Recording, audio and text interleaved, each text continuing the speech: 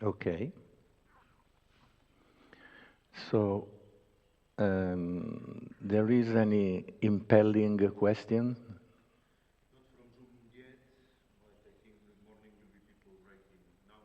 None. Okay. Here, any question? No. Okay. So, my idea during these days what was to do like we do when we have Mandarava retreat. So first of all, dedicate to learn maybe or deepen the knowledge of the Sotik and the Tsalung of immortal Vajra life.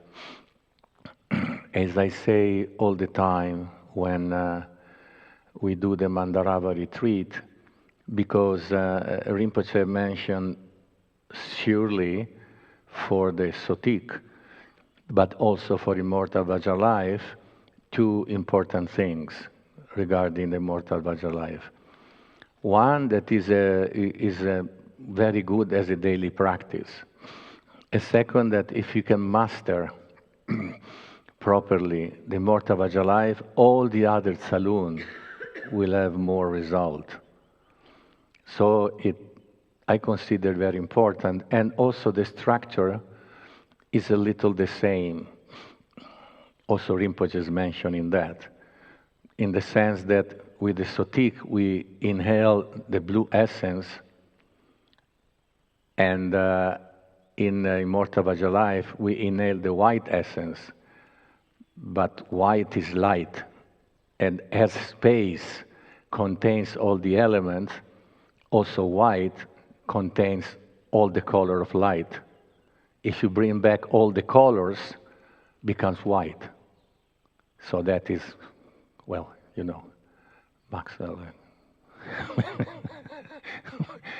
So, and the point is both represent the essence of all the element, and for that reason also the essence of a long life.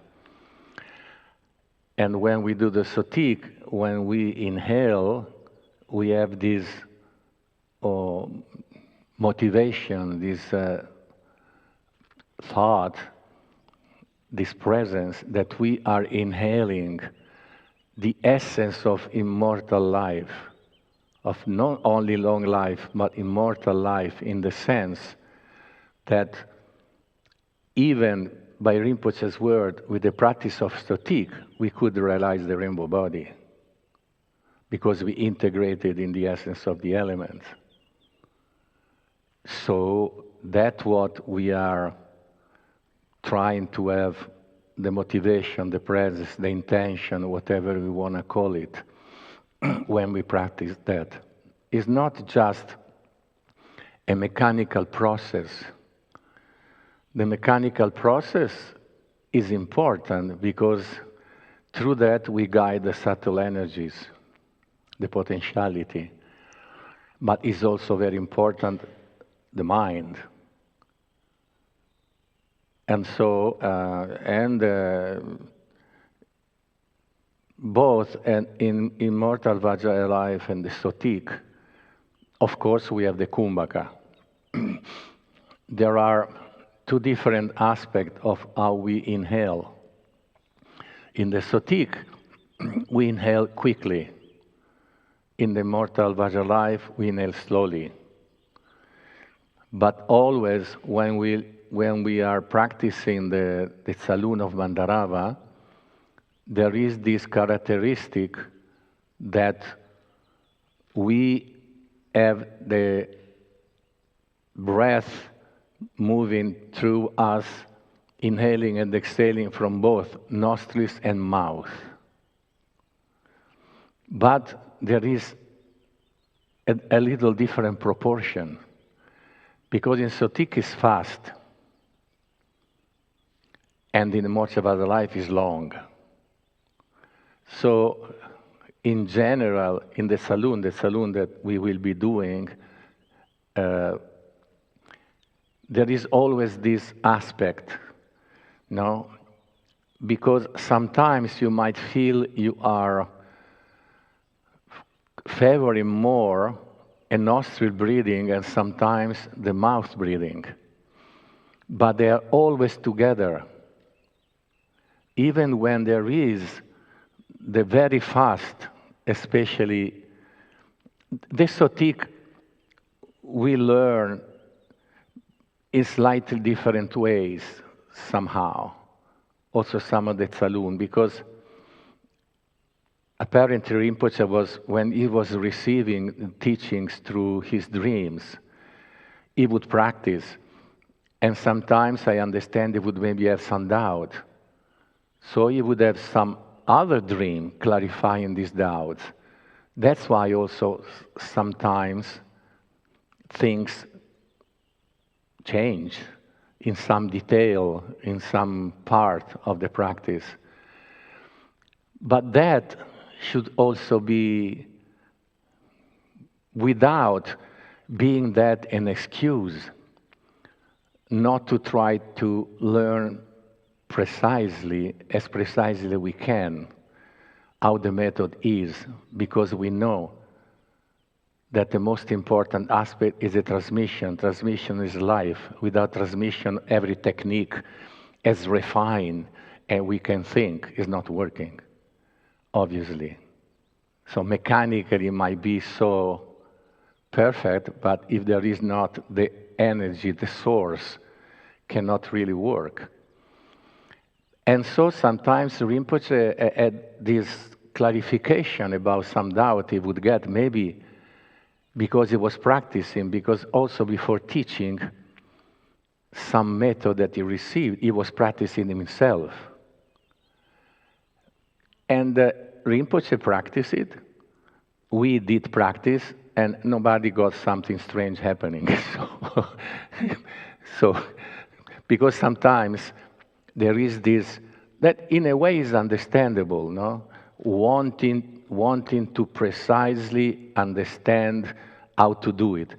But sometimes we generate doubts that Rinpoche himself said, sometimes people ask me things that I never thought about it in my entire life. How can I answer? So we have the capacity of going with the mind in the darkest corners to try to find something. We get tortured by this instead of practicing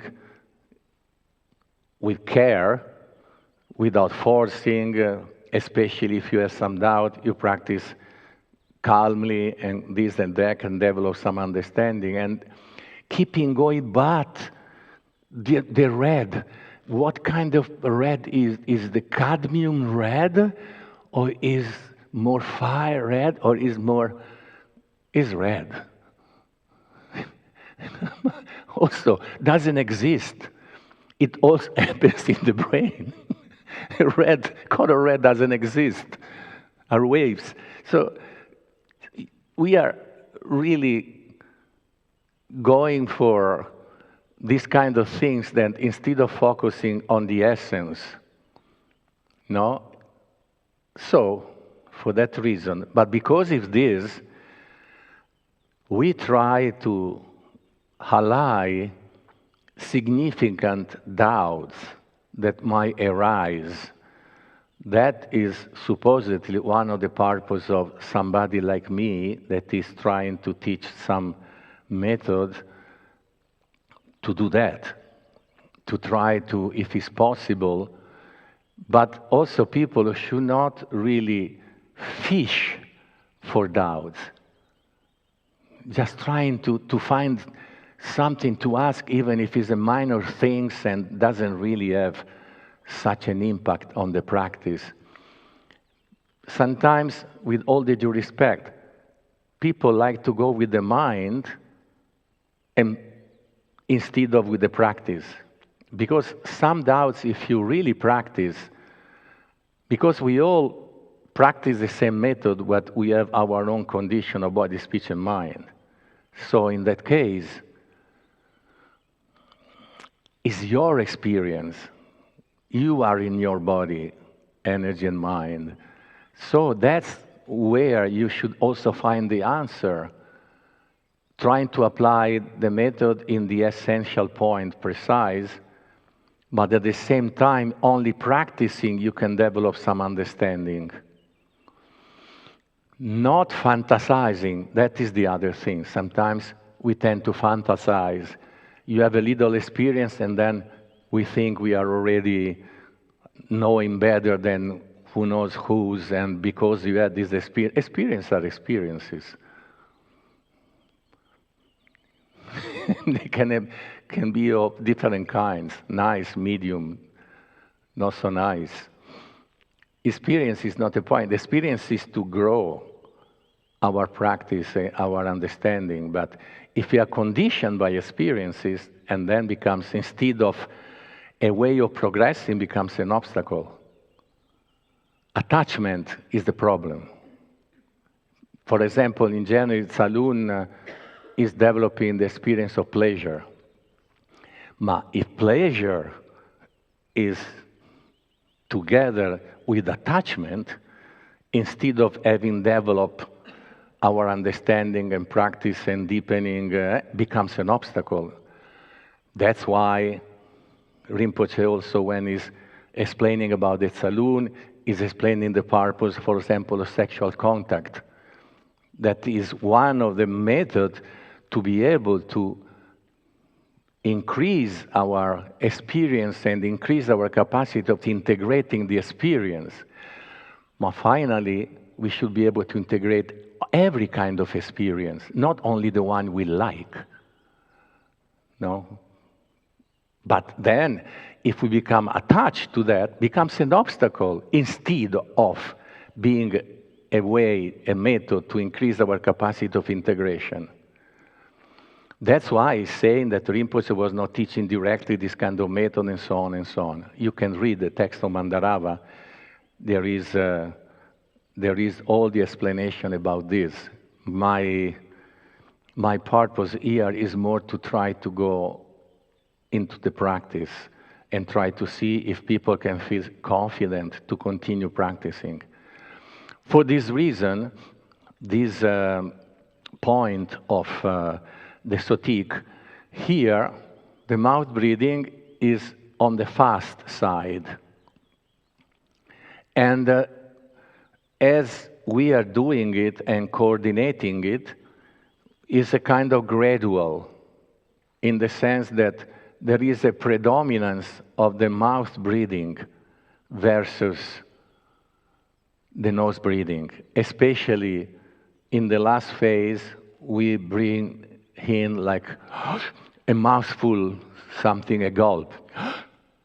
And if you have, and you should have, because I understand that people who register for the course received this kind of reduce somehow, because we cannot. When we practice this in the retreat, we have 15 days. We cannot practice all the Tsalungs. Just, I did it. But then, maybe you have more doubts than clarification then. That's why I decided to, as I said from the beginning that I would do, focus only on the sotik, immortal Vajra life, and the first two of the Tsalungs. And also, it's not really teaching it from the beginning, because the requirement to participate was to have already participated. So basically, people should already kind of know. Maybe people know, but they have not been practicing, or they have been practicing and develop some doubt. So this would be more to help coordinating the practice that people are already doing. So it's not, I don't consider that this is teaching from the super basic aspect. Sometimes people participate for the first time to retreat of Mandarava, and there we have to try to explain more. That's also why we have Rinpoche's videos and everything, and then the video of the Tsalungs, and all of this. But people doing this, they should already have this base. Maybe some people are very new, some people less new, and that was the purpose of this course. Okay, so the Sotik. The Sotik, there are 3 phases, just to go very, very synthetically. One phase, we just direct down. Now I'm going from the point of view of the Kumbhaka. We just direct down. The second phase, we start pulling up a little bit. The third phase, we pull up strongly.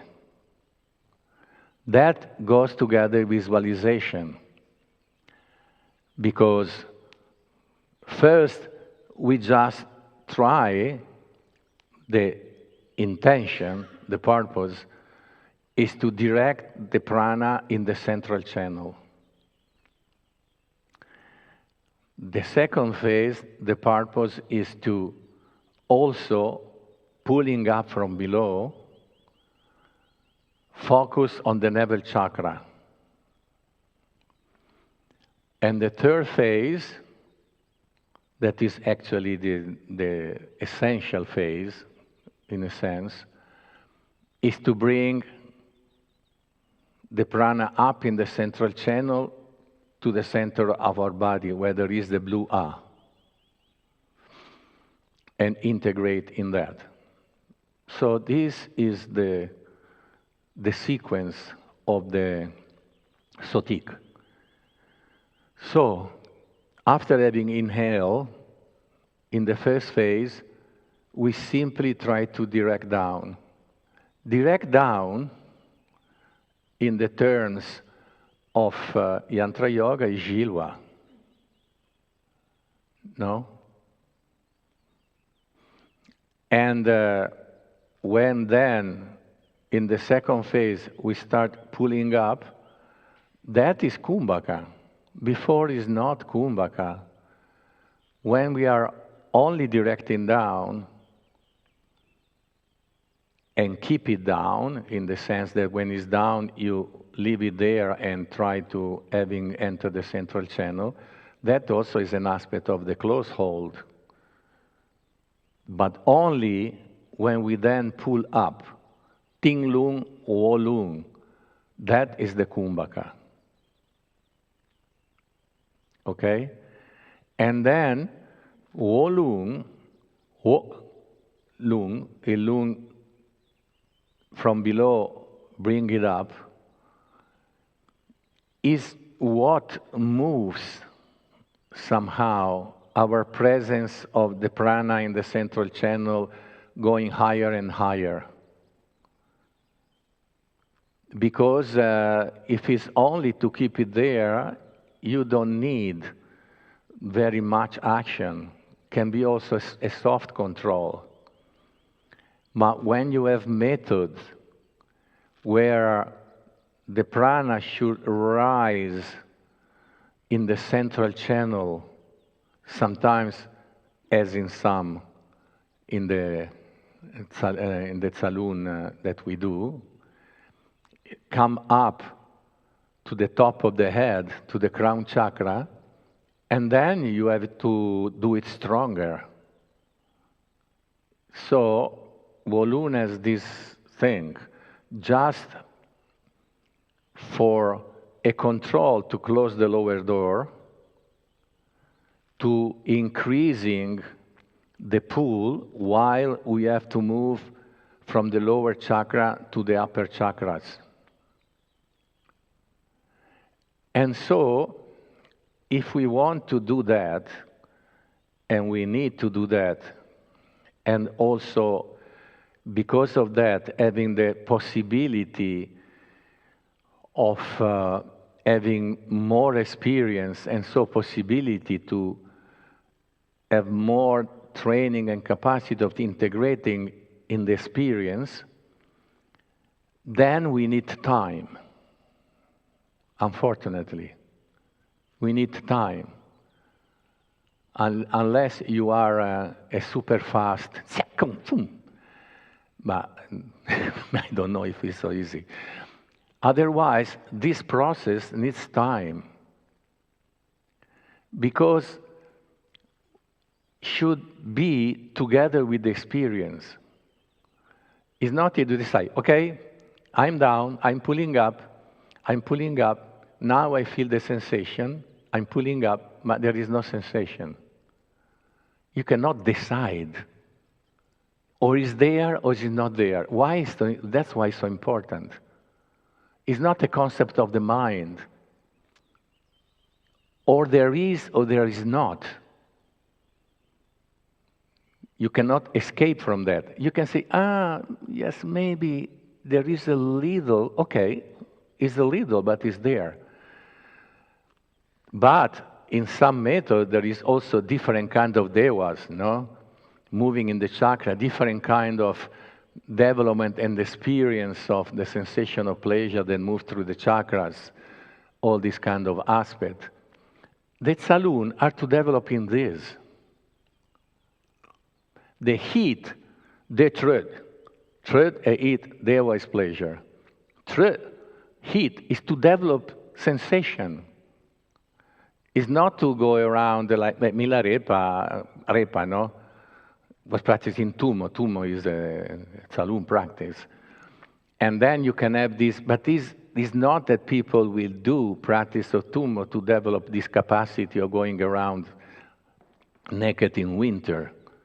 The point is developing the sensation of pleasure, integrating the sensation from bliss to deva, bliss. No, that is the purpose. And so that you cannot have doubt, or you feel it or don't. And heat is to help increase and develop sensation. This we should remember. All the Tsalung work in this way. The Sotik can maybe have this aspect, but the Sotik, the focus is more of the integration, basically, of the essence of the elements. That's why Rinpoche said that in reality, it is almost, if I remember well, always take what I say Rinpoche said with always a grain of consideration, because I might have also some kind of, you never know. So, but it's kind of the essence of, is the Sotik. So it's a very important practice. And also, Rinpoche's advice was to practice, the people are interested in the practice of Mandarava, to practice the Sotik every day.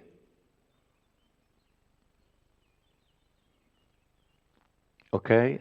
So, this should try to understand what is the Sotik.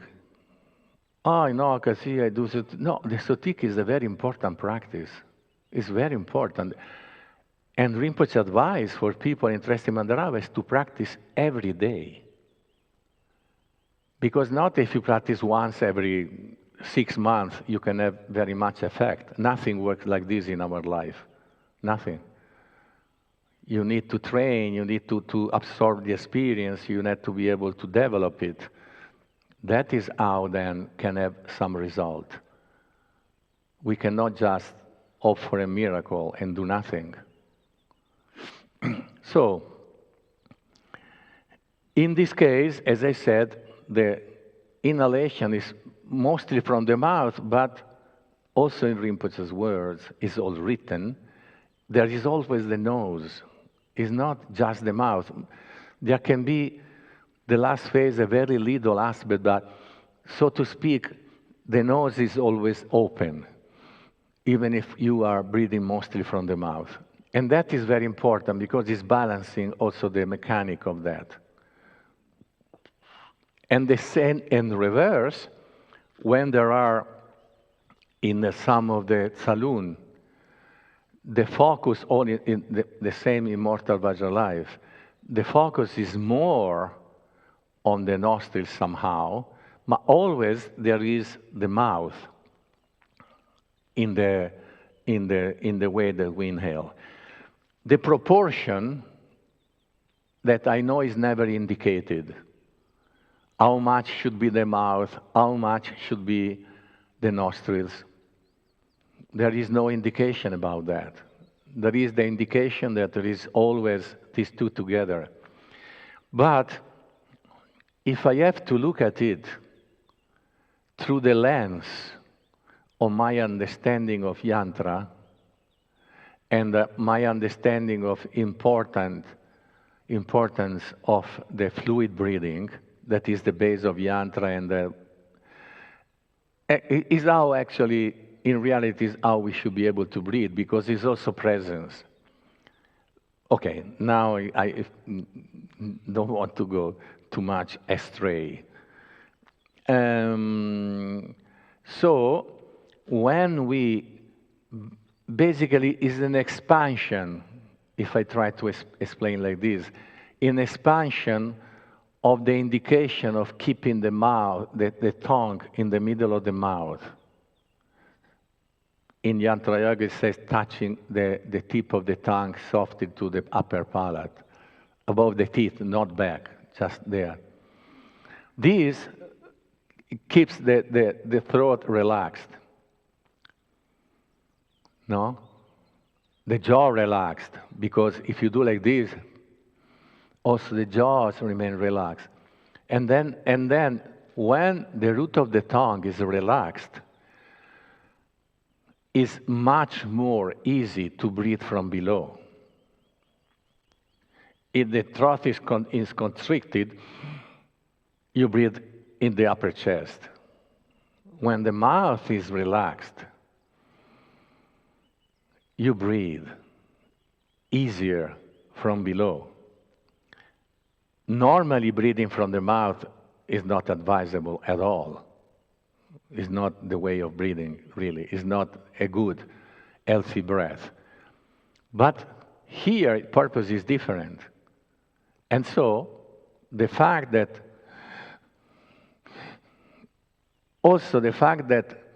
we still keep the nose participating, also this helps keeping the movement of the breath, even if it's fast, still with some kind of harmonious aspect inside. So, not because it's fast should be constricted, or is not the indirect breathing of Yantra Yoga. It's not controlled. The glottis is open. It's like really taking in, so even if it's fast, the glottis should be open. It's not something like this. Sometimes might come this sound if we... But this is important, you remember. And then there is another aspect, that there is a note in the text, on the big text of Mandarava. Now they are doing a new edition, where Rinpoche said that it's customary also to have a little pause, for example, in empty hold. This is something that is useful in the sense that sometimes if you remain a moment in empty hold, apart that as some quality in itself, is really important in dynamic of respiration and training things. So remain a moment, don't go down immediately like this. But if you stay a little, it's more easy then to feel you can breathe from below. Because that's where the holding of the breath is, no? We inhale fast, so we don't inhale very much. If we inhale like this, how you direct then the prana down and in? But if you are able to breathe as should be from below, it's already there. It's very important. As I said, how we inhale determine everything about the kumbhaka. Everything. That's the base. If we don't breathe from below, then we have problems. Then you feel that you are stuck the kumbhaka in the chest, that you are stuck the kumbhaka in the stomach, and that can create problems. That's why my understanding, Rinpoche always said, don't force, don't force, don't force. Train properly, if you can, through yantra, but don't force. Because if we force, we can create problems with our kumbhaka. Should treat the kumbhaka with respect, not abandoning it because one thinks I cannot, because with training everything is possible. If you understand the method and you apply properly without forcing, but training. Forcing doesn't mean they should not dedicate time to it. It means that while you practice, don't force, or you don't force yourself to do it even when really you don't want. But then we have to observe ourselves and discover why we don't want. That is the point. Why we don't want to practice. What is the reason? That is only about us. Why we don't want to practice if we know the practice is good for us and we are interested in practice? So Rinpoche was saying these kind of things, no? You have to observe and discover why, and then eventually try to work with that, and so on and so on and so on. Never forcing, but not being indifferent. That is the point. Forcing is not good, remaining indifferent is not good. So it's always a matter of harmony and balancing, even in strength. There should always be this aspect of, I call it harmony. Okay, so now when we practice the sotik, we always clearly practice inside a session of practice of Mandarava. Even if you have only to manifest as Mandarava, you should be in the dimension of the transmission, the practice of Mandarava and so on when we practice the sotik. When we do now to learn how to do the kumbhaka and things like that, we do the Guru Yoga in the beginning. So, and we are already in the dimension of the transmission. But more specifically, we try to be even only sounding to manifest as Mandarava. And we know the characteristic of Mandarava. Did I send you, no? Or I send it to Igor, the photos? Esta tarde. Okay. Anyway, you have, Mandarava, you have the booklet, and there is a different kind of image, but the principle is this one, no? You manifest in the dimension of Mandarava. What is important, and that we understand what it means, visualizing, because it means that we are not keeping an active action, trying to see. That is not so easy sometimes, no? Because I know my mind, so I can talk about my mind. Maybe you still, I want to see. It's very difficult to relax in that presence. But that would be the quality of the visualization. Just remaining in this present, because there is an explanation of Rinpoche many years ago, immediately after Maratika, where it says clearly about this point. If there is still the working on the mind, that is not the quality of visualization. It should be pure presence. In emptiness manifest that clarity. And also is not solid. The indication is like a rainbow appearing in the sky. Is there, but is empty. Is the quality of light that is manifesting, but there is no substance. So that is how we visualize. Also, style Anu Yoga, I said already. We are not trying to see the detail. We have to try to be in that present, in that dimension, in a relaxed way. And that is the quality of the visualization. Okay, so that's how we should try to manifest Mandarava. Whichever image of Mandarava you like, and you want to feel yourself. Sometimes in the beginning, Mandarava was sitting. Then also Rinpoche said, was standing. Important that we feel in that dimension. And so is emptiness and clarity.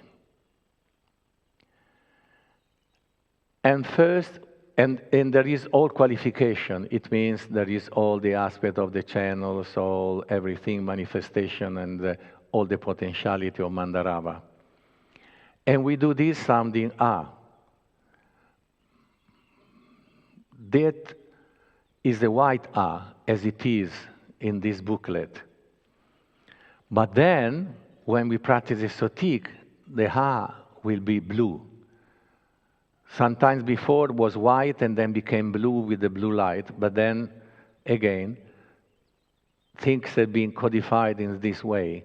When we then practice, we have the blue ah at the center of the body. From the beginning, when we start doing the sotik, we have the blue ah. And sounding ah, from the blue ah manifest infinite light in all directions. All direction means all directions. Doesn't mean only in front, in reality, my understanding. All direction, it means all directions. And everything become a molten blue light that is kind of the cosmic soup of all potentiality of the elements. No, all the blue light, the light of space, and there is all the potentiality of all the other elements, and is this a live essence manifesting. And then when we inhale, you bring this essence inside. Through the central channel, we direct it down. Of course, it means we have the central channel. The two lateral channels, solar and lunar, the central channel that is bluish, and then is manifesting. And the first phase, as I said before, we direct only down. The second phase, we pull up to the level of the navel, but we don't visualize anything in the navel. It's just that place where there is the navel chakra we focus on. And then we bring it up more. In this case, there is the presence of the blue ah at the center of the manifestation of Mandarava, and we integrate all the molten blue light essence of all the elements in the blue ah. And then is the last phase of the sotik. The structure is this, is very simple. There is any question here? Anyway, as I do generally, normally, I will tell you what we are doing just to be sure that there is no somebody panicking what I have to do now. So some very simple indication. But then the most important part in reality is at the end. Now I read from Rinpoche's explanation of the sotik. We do only the sotik, the normal, let's say sotik. I don't think we have time also to go through the Shri and Bam sotik. Anyway, we'll see, but the pranayama of sotik. Concerning the way to apply the pranayama of sotik, the root text of sotik says, sit on a mat and straighten your back. If you don't have a mat, you cannot do it. I'm just kidding. The back straight. Sit on a mat and straighten your back. After exhaling the stale air 9 times, relax for a while in the state beyond thoughts. And so that's how we coordinated in the booklet for the practice together, but also for your own personal practice. The indication is this. First, we do the 9 breathings of yantra, but we have been in reality doing only the last 3 instead of all 9. Generally also because making the little shorter, but doesn't mean that if you don't want, you can. If you want, you cannot do the complete 9. That means the yogins and yoginis should sit on a comfortable mat with the back straight, and for achieving the purpose of 9-fold elimination of stale air, what we call the 9 breathings, that is the proper name, should inhale and exhale 3 times while bending upward and downward. So this is the short version, only the last 3. This is clear. From the heart of yourself as the Dakini, infinite light rays of wisdom spread, pervading samsara and nirvana and the entire animate and inanimate world. The wisdom contained in all of them and all the pure essences of the 5 elements reunite in the pure essence of space, so that a light of molten blue pervades the dimension of space. It's clear, no? This means the yogins and yoginis should sound a soft and relaxed ah, while at the same time instantly visualizing themselves as the wisdom dakini with the 3 channels, Uma, Roma, and Kyamma, with the clear blue letter A at the heart chakra. They should imagine that infinite rays of light spread from the A in all directions. All direction, it means all direction, front, back, left, right, up, down. This means all direction. That is my understanding.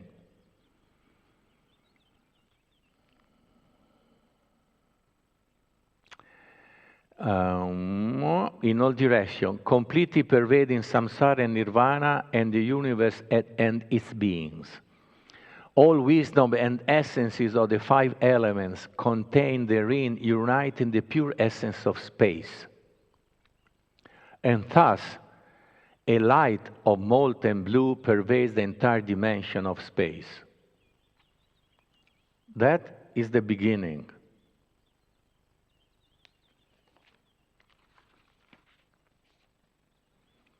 Root text. Together with the inhaled air, it passes through your mouth and nose, entering the central channel and completely filling it. I repeat, together with the inhaled air, it passes through your mouth and nose. Once again, yogins and yoginis should sound a soft and relaxed ah. After which they bend their body down while rising upward with a quick gulp through them both, mouth and the nose. Then inhale the air of the molten blue pure essence of space and press it down and insert it in the central channel and relax for a while in this visualization. So this is the first phase. Is not yet Kumbhaka. We should understand that that is not Kumbhaka. That is, in Yantra term, Jilva and close hold. We direct the air down and keep it down. In the meantime, we visualize. If you think, because people never asked, but I always thought that was strange. And I don't say what, because people don't ask. I don't want to steer these kind of things. But we should remember that we inhale from the nostrils too. At least even if you do, the nose is participating too, no? So we should feel that the molten blue light is directed down from the lateral channel we inhale. No, men and women are different, no? Men have a solar channel on the left, women solar channel in the right. But the central channel is the same. And so, inhale the essence, the blue essence, and then direct it down in the central channel. Just directing down. But what we think is to direct in the central channel. Because the mind is powerful. So the mind should have this focus.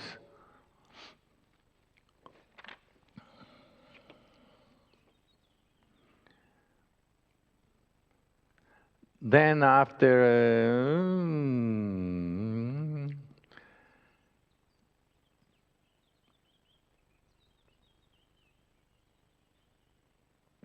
that is the first phase. Here is explaining the first and the second together. Okay, so the first phase is like this. There is no volume, not pulling up, just directing down in the central channel. And then we change air 3 times, quickly. But about this bending forward, as I said already, there are, first time we bend forward normally, because we have done the 9 breathings. Then we are in this relation of Mandarava with qualification. Then the blue is already, at the ancient time was white and became blue, but then Rinpoche, as is codified in this text, the blue light is there from the beginning. So, sounding blue light, the first, we sound ah and manifest all the universe and all dimension, as I read, is molten blue light with all the essence of the elements. Then the second ah, maintaining this visualization, we bend forward slowly. This is slow. We bend forward slowly, sounding ah. And then my advice is to not immediately jump quickly, too quick. But in a moment, you can just kind of finish the exhalation and leave a moment, a pause there. This allows you to more easily be able to breathe from below. So, a moment of pause, and inhale. And then direct down, and keep it there. Now, about this directing down. Directing down, we do some little exercises for that. Ready? Because otherwise, I would have to suppose that everybody knows everything, so why they are in this course? And I said that in the beginning we try to understand how to do the kumbhaka. So we try to understand how to do it directly applied. So one way that I think can help understanding this phase is this very simple exercise. You put your hand here, without doing effort, then you inhale. When you do this, how do you feel you are inhaling? Observe the movement of your breath. And now we do it with a little pause after exhaling. Remain a moment in a very relaxed empty hold, and then inhale. How you feel is the movement of the breath. Is coming up straight up, or you feel is also going to the side? It's going to the sides, no? Okay. That is the best way to breathe, especially if you want to do the kumbhaka. Because it means it's really active the diaphragm and is expanding. So, if after having done this, you press strongly the palm of the hand together, obviously the elbow comes down. What you feel is doing your rib cage is closing in, right? And what you feel is doing with your hair. You feel that is going down, right? Okay, let's do it again and do it with the test. Hands here, inhale. And then press exhaling.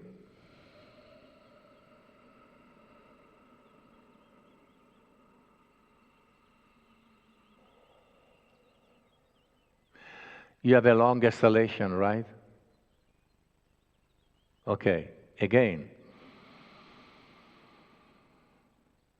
Start exhaling. The intention is start exhaling from the nostril and then press almost immediately.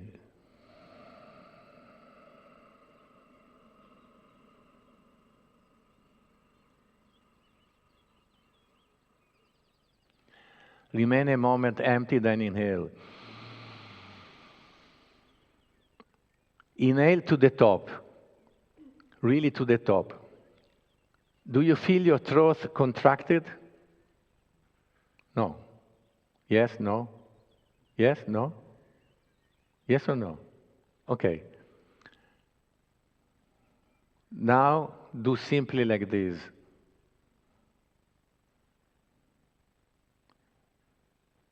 You don't feel the throat blocked.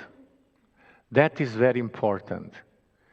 The moment you inhale and you feel your throat blocked, you are in trouble. Because it means that the way you inhale was not helping you to do the kumbhaka. Another thing that can help is to swallow. So now we stay like this, relax, inhale, and then swallow, and then push. Now keep it there, and talk. Can you talk without letting go? Easily? You don't feel contraction in the throat. Where do you feel you are keeping it? Here. It's not so complicated, really. So we have to make our body feel it. That's why I try with the permission of Rinpoche, try to devise some very simple movement for the people who cannot or do not want to do yantra, but still would like to practice. Something simple that can help people understand how to do the kumbhaka without doing it in a way that can create some problem, because it's not the correct dynamic and mechanic of how should be, is not where should be. This, for example, is a very simple exercise that can help to do that. That is more to understand Jilwa, how to direct down. So directing down, it means that if we inhale correctly, the rib cage is opening to the sides, and then you bring it back.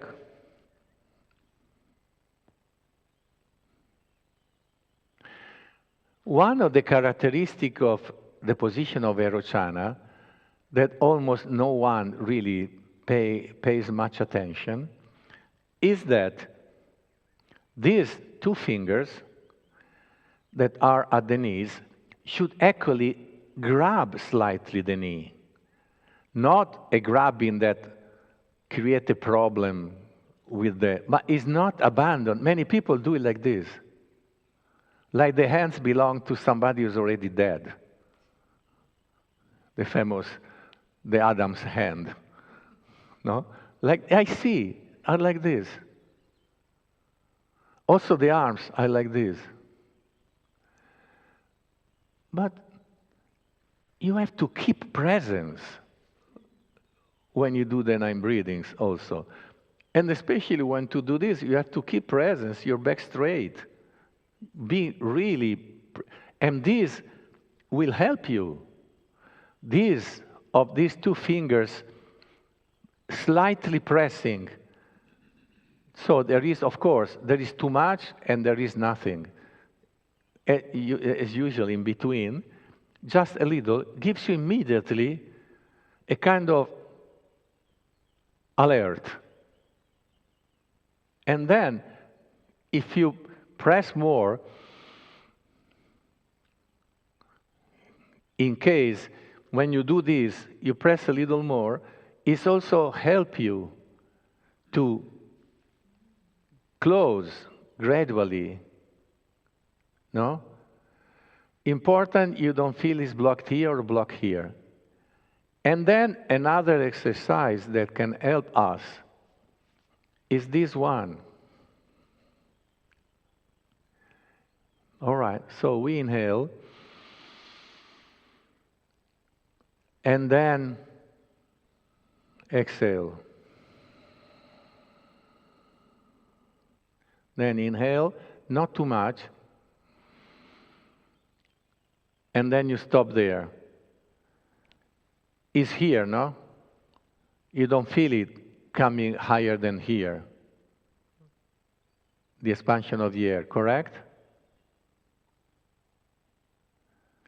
But in case you have really some difficulties, it's better to somehow the air goes in the lungs. But what experience that is movement in the body is what we perceive. So if you perceive that you expanding the air here is 10 times better than you feel the air is already here.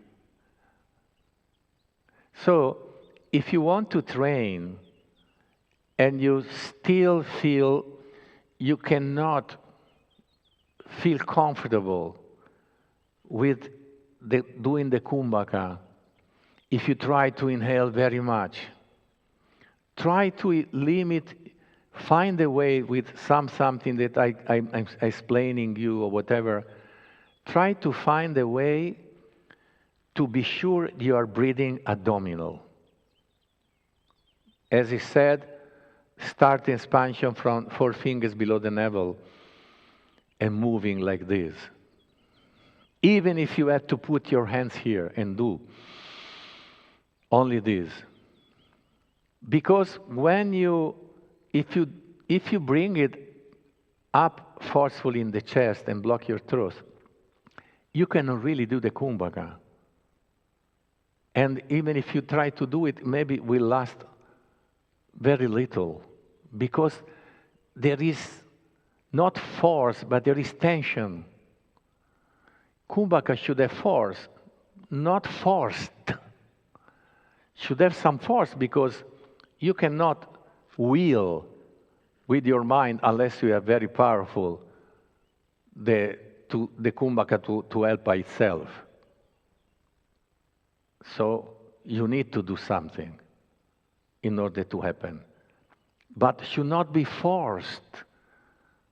You should use force, but you should force beyond your limit, beyond what is your understanding in that moment, your capacity of that moment. You should build with practice the capacity, not trying to jump above your capacity, a capacity you still in this moment don't have. Because you create an obstacle. With this kind of attitude, we actually create possible problems, but also obstacles. We should work with our circumstance, our limitation to overcome it in the proper way, with training. Training. There is no other way. All right. So, for example, this one, okay, we inhale, not too much, and then pull strongly on your shoulders. You feel tightening the sides, correct? Here. No? When you feel the side tightening, I'm talking. I stop.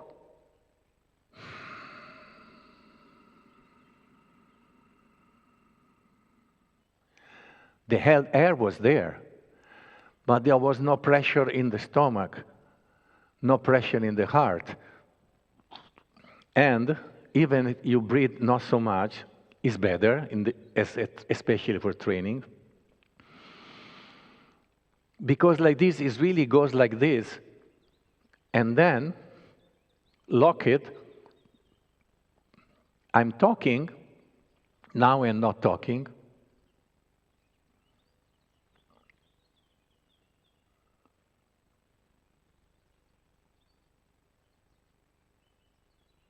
I can stay longer. I mean, not just to show off something, but if I had breath like this,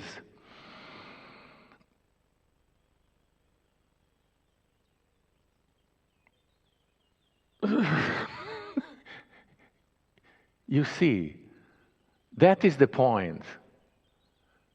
It's all about placement. Placement is all about how we inhale. People should just put it in their brain, in their consciousness. Forcing is not helping. Training the correct mechanics is what helping. And the correct mechanic is this. Sometimes I really give this indication. If you try not to breathe too much, coming up all the way, no, you need to have some kind of really base. For example, the rhythmic breathing of yantra. There you inhale for 16.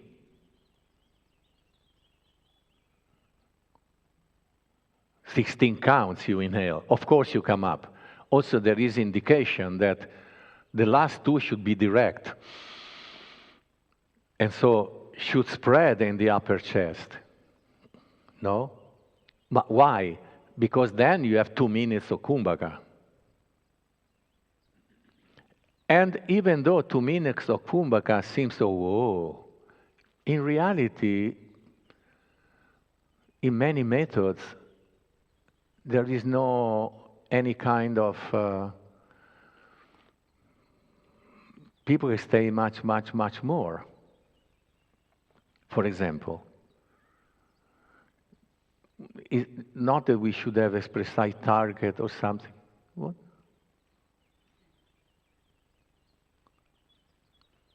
Some kind of target or something precisely. We should work with our capacity. It's better a practice where you feel comfortable with what you have been doing, that is not very long, that doing something forcefully because we want to do more, we want to do more, we want to feel more, and then we create instead maybe some obstacle.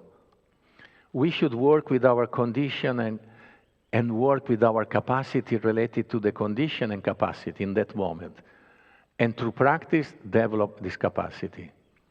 So, if you are in a stage that you feel you still need to work to have a more coordinated things, as I said, try to stay low.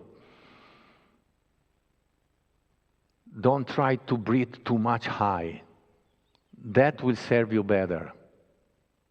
And then if you train to try to do more. Another thing that is important in order to understand the Jilwa is an indication that is given also. It is to swallow something. There is this indication. You, after having inhaled, you should swallow a little bit. That will help you clear if the air coming up too much. This indication in general is given when we inhale from the nostrils. I'm not so sure it works with also inhaling from the mouth, but there is also this indication in case that you feel that you brought too much high the inhale to help directing down. Because when we swallow, we do exactly a Jilwa with the saliva. No? And this is activating all the auxiliary muscles of the rib cage. You feel it, no? When you finish swallowing, you are doing this. You are doing a Jilwa. So also this helps. And another thing that sometimes you see all the yogis and yoginis doing this, also pressing your fist here, it helps you again to contract the rib cage. The directing down is the rib cage. And of course, centrally you work also, but is that? Is the same mechanic of exhalation top to bottom. Instead of exhaling top to bottom, we hold top to bottom. In the sixth of the 8 movements, for close hold, this is very interesting. It should help you understanding these mechanics. Now I'm doing it one side, it's just to show you. So you do like this and like this, okay? All right. But this is just to show you what I mean. All right. This is the movement dedicated to close hold. So we inhale.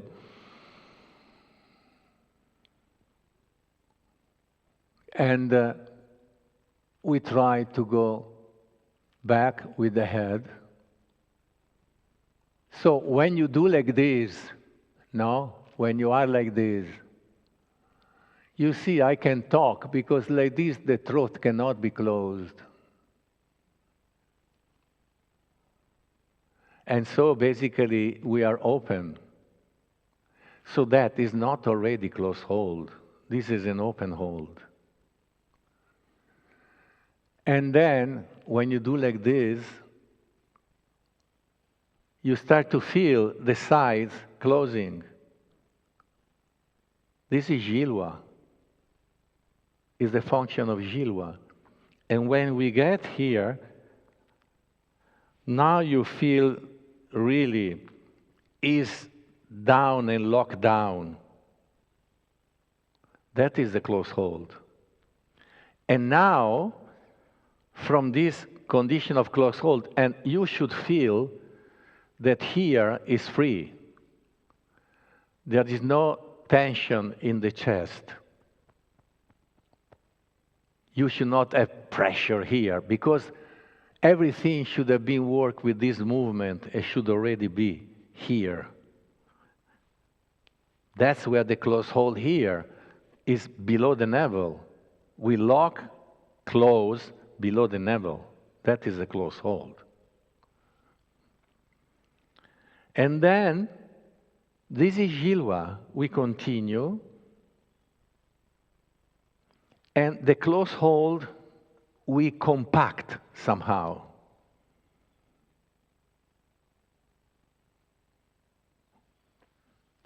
That is keeping the close hold down.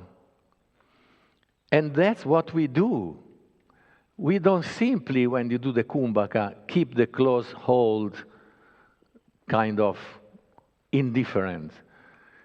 No, we tighten the sides, what we do in this movement, tightening the side, no? That is an advice given by Guru Rinpoche to Yeshen Sojel, is quoted in the seventh Lojong, to tighten the sides of the navel. So when we do this, automatically we do that, and you feel there is this downward control. Push down, and then pull up. When we pull up, we don't let go. When we do the normal kumbhaka, we push down, and keeping the downward control, we pull up. Tinglung, wolung, parlung. Kumbhaka. This is kumbhaka. When we have, the air is already gone here, no pressure in the stomach, no pressure in the chest. Control down there. We pull up with wolung, block it there. That is the kumbhaka. Then can be softer, can be strong. There is different indication. Some method, there is indication of doing it strongly. But generally, as Rinpoche was explaining all the time, always don't force. There was not really, in the way we practice, the indication of doing forcefully. Controlled, and especially is important, is placed correctly. That is very important. Control, and if the kumbhaka is done properly, well, you can breathe on top. That is something, for example, that in general, there is also this indication to breathe on top. The way that Rinpoche was explaining also, I think there is an example in the text, or in the seventh Lojong, the little booklet also, that was customary to breathe on top 2 or 3 times, for example. It means you breathe on top and then you continue the practice. There is the way the Rinpoche was explaining in that instance is that you can relax the volume, breathe on top, and re-volume. Sometimes, also without letting go the volume, it's possible to breathe on top and do it also like this. So, once in the sotik, I don't know, because there is quick inhalation from the mouth and everything, but in other methods of Tsalung, sometimes in order to be able to keep maybe more in the experience and to train the capacity of the kumbhaka, it's also possible to do this. You go in kumbhaka, and then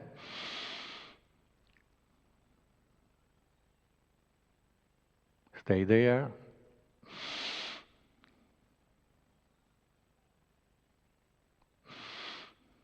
You can feed the kumbhaka more air. When you feel that is a little starving, you give a little more food, it can stay longer. Why stay longer? Well, because sometimes if the purpose is to integrate sensation of pleasure, and there are different levels of sensation of pleasure, no? Sometimes there is experience related to the different chakra, how manifest sensation of pleasure in the chakras. More we can stay, more we have the possibility to train to be able to integrate. So capacity is not bad. Capacity is good. I remember very well when Rinpoche was saying that, I mean, we probably are not born with all the capacity. So we observe ourselves, and if a capacity is missing, there is nothing to become depressed or paranoid about it. Just we apply some method to be able to develop the capacity. Otherwise, in order to be try to be practitioners, we should be born with all the capacity already. No. If we understand we are lacking capacity, we train to overcome that. It's very simple. It's not something condemned to. No. There are many methods to develop capacity, no? Starting from being able to be not distracted and be present. If you understand that you have this missing capacity, instead of being depressed about it, you should practice and do something to overcome it, to create that capacity. It's very, very practical in reality. Okay, so maybe now we need a moment for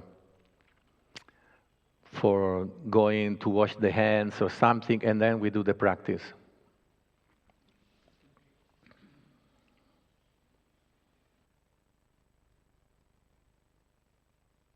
Well, from tomorrow, if you have cholen, you can bring it and we take the cholen.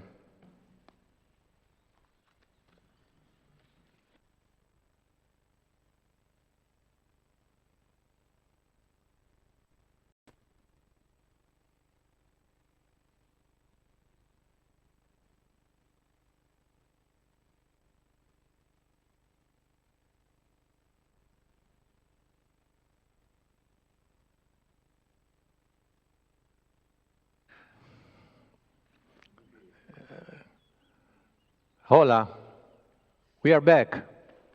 Hello, hello. So the thing about eating, you know, the advice is that when we do something with the kumbhaka, we are not supposed to have eaten you should live, some people see at 2 or 3 hours away from food. Some people don't even advise to drink. In reality, some people, even in doing yoga, they say they shouldn't eat, but then there is all these yoga bottles and things we all.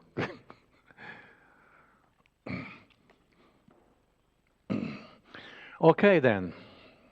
So maybe we start doing 3 times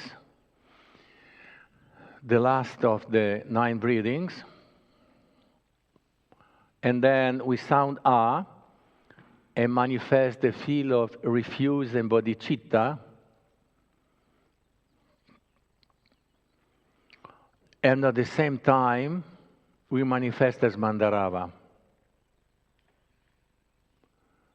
Then we sound Shri and manifest the Shri at the center and Bam at the navel.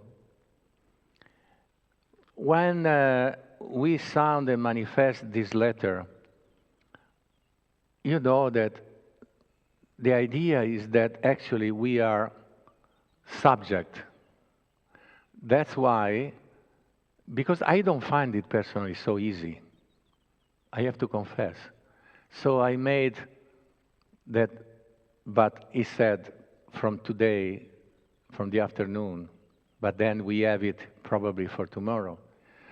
I made some manipulation with my thing, and I made some images where the A is already turned. So that I thought if we see the image from the front, but also like this, then maybe we'll have people having an easier time to feel it in this way. We'll see. Sometimes I wake up at 1 o'clock and I start with the phone. Okay. So after that, anyway, I guide you. So it's easier. We recite a little bit the mantras, and then we do.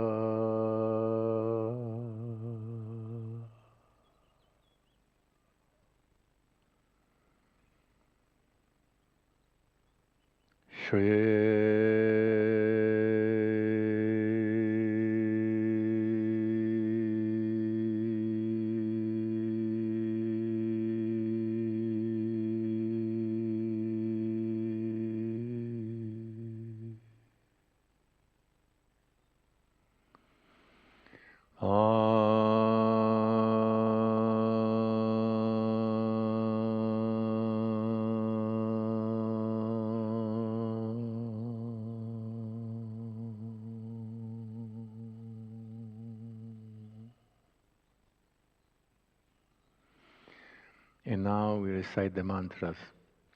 Om Shri Pam Janadakini Mandarava Ayusidinzahum. Om Shri Pam Janadakini Mandarava Ayusidinzahum. Shri Pam Janada Kini Mandarava Ayusidhinza Hum Om Shri Pam Janada Kini Mandarava Ayusidhinza Hum Om Shri Pam Janada Kini Mandarava Ayusidhinza Hum Om Pam Janada Kini Mandarava Ayusidhinza Hum Shri Pam Harini Sa Sarva Siddhi Samaya Hunza Shri Pam Harini Sa Sarva Siddhi Samaya Hunza Shri Pam Harini Sa Sarva Siddhi Samaya Hunza Shri Pam Harini Sa Sarva Siddhi Samaya Hunza Shri Pam Harini Sa Sarva Siddhi Samaya Hunza Shri Pam Harini Sa Sarva Siddhi Samaya Hunza Shri Pam Harini Sa Sarva Siddhi Samaya Hunza Shri Pam Harini Sa Sarva Siddhi Samaya Hunza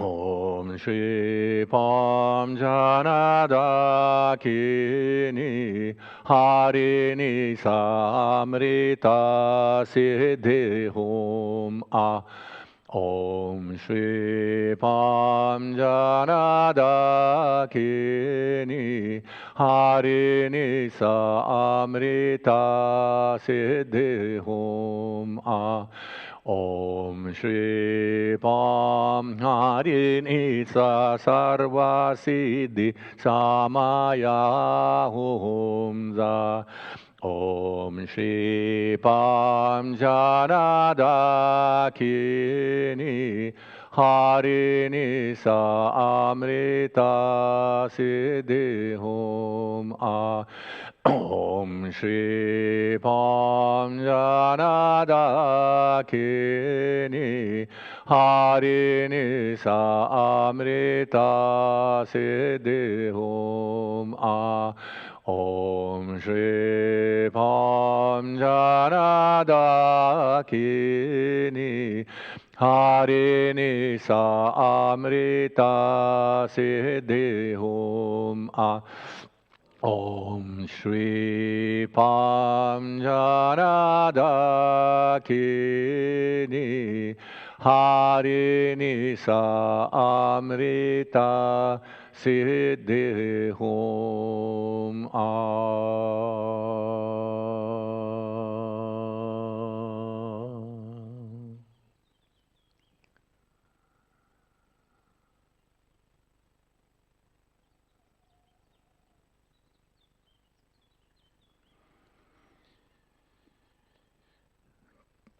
So take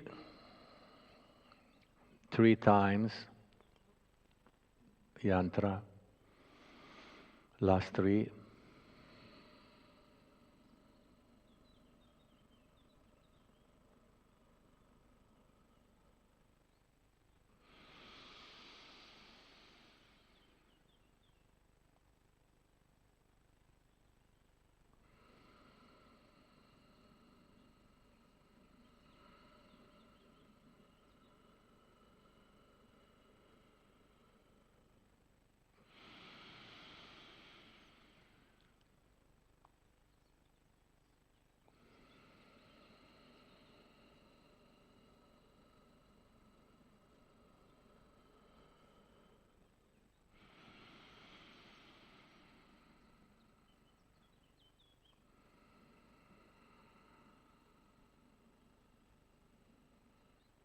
sound A, manifest Mandarava.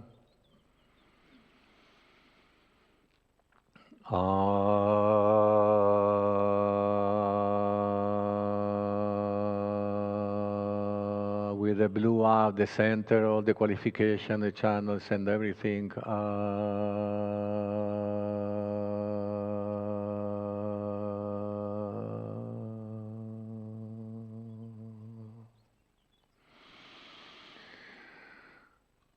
Sounding blue again. The blue is manifesting all the essence of the elements and everything. And when we do this, we also bend forward and keep manifesting the blue light and manifesting blue essence.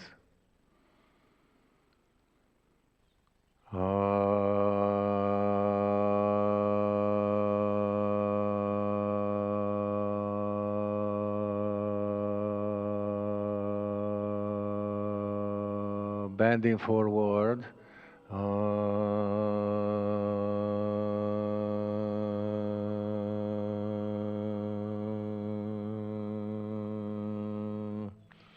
Maybe remain a moment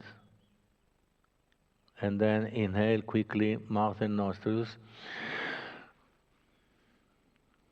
and direct the blue essence through the central, down and entering the central channel.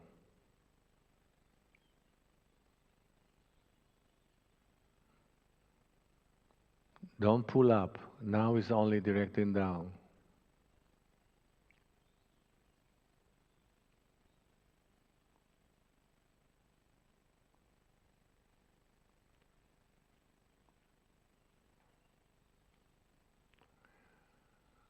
Don't try to force how long to stay. So we don't stay long so everybody can participate. And now we change air 3 times, but faster.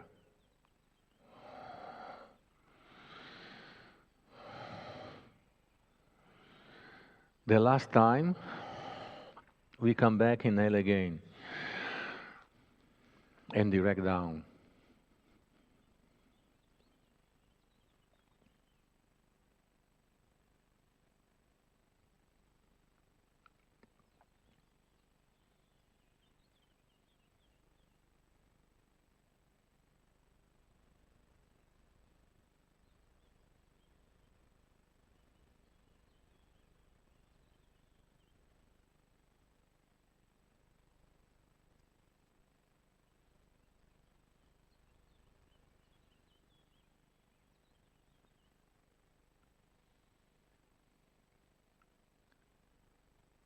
Don't try to force. If you have to exhale, you exhale.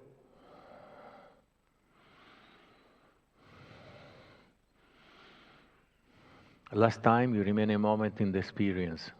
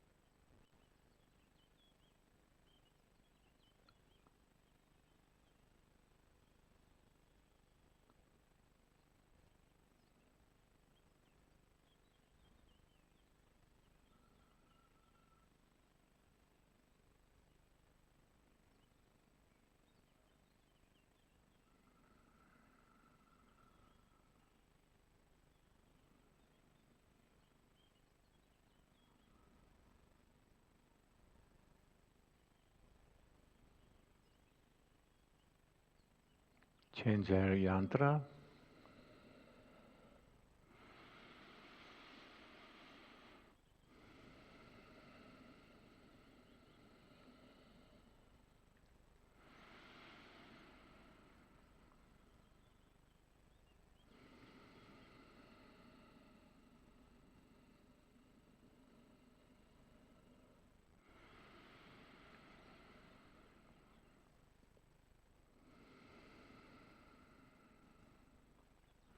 Now we do like before. The first A, Mandarava with the word qualification, we refresh somehow our presence of Mandarava, and the blue A, essence, all the dimension, everything is the blue essence. Then the second A, maintaining the same. And then when we come back, we inhale the blue essence, we direct it down. And now we also pull up a little from below and focus on the navel chakra.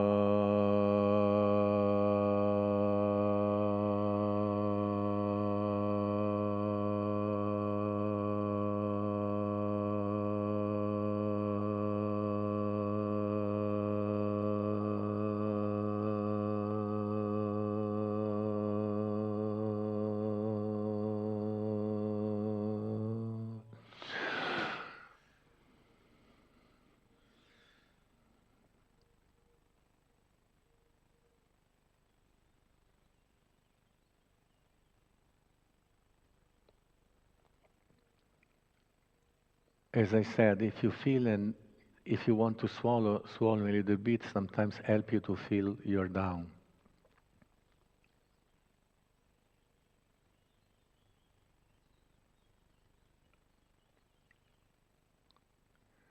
And it's soft, the volume, not strong. Just to keep controlled.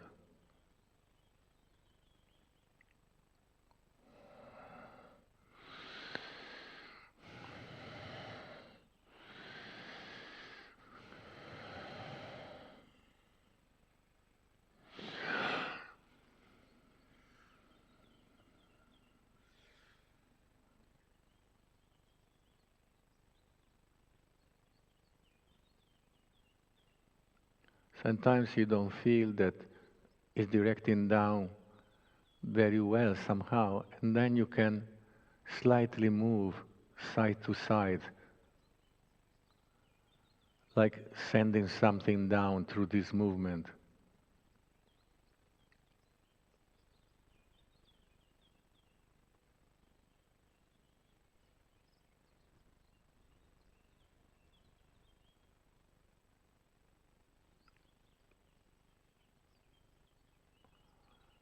Is like compacting a sack of beans, settling down. Change air.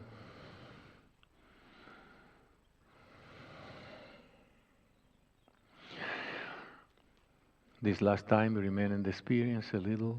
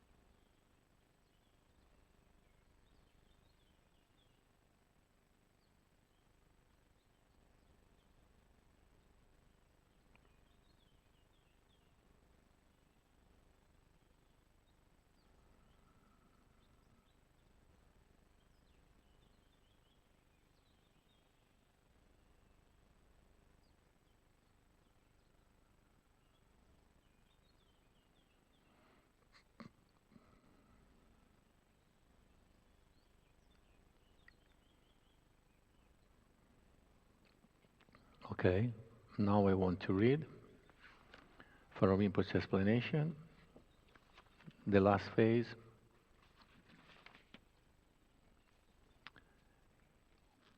When the pure essence dissolves in the clear blue letter A, that is the inseparability of prana and mind. At the center of the heart chakra, imagine you have attained the genuine life force of immortality. Eat the air with a quick gulp through the mouth and hold the gentle air unified in kumbhaka. After expelling the stale air and inhaling the air and so forth, as before, this time they should pull the lower L a little more and hold the gentle air Jamlun in unified kumbhaka. At the same time, all the molten blue pure essence of space are absorbed in the clear blue letter A at the heart, which is the inseparable essence of prana and mind. And thus, they should have the idea that they have attained the genuine life force of immortality. And then comes the final aspect that I understand, of course, is extremely important. Your authentic consciousness is directed to the eyes, and the eyes are directed in the dimension of space, in the condition of one flavor of the outer and inner space. Relax effortlessly, beyond judgment. At the time, whatever thought arises, sustain the state of instant present while relaxing in your condition. This clearly shows the way in which this profound Upadesha of the Sotik Pranayama, too, should at the end be transferred into the principle of Ati, beyond all concept.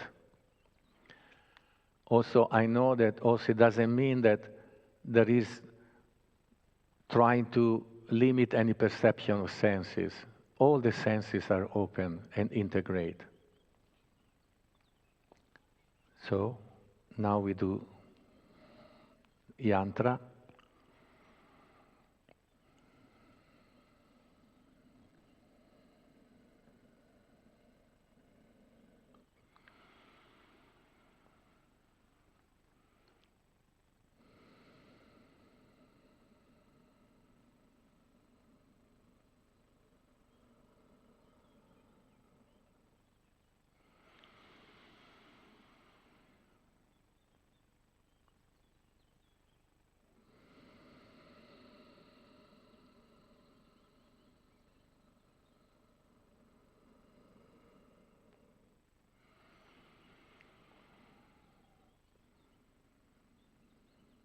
And now is really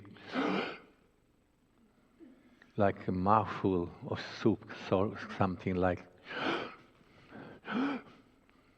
quick. Still the nose is participating, but is not really acting very much, but is open, okay? It's not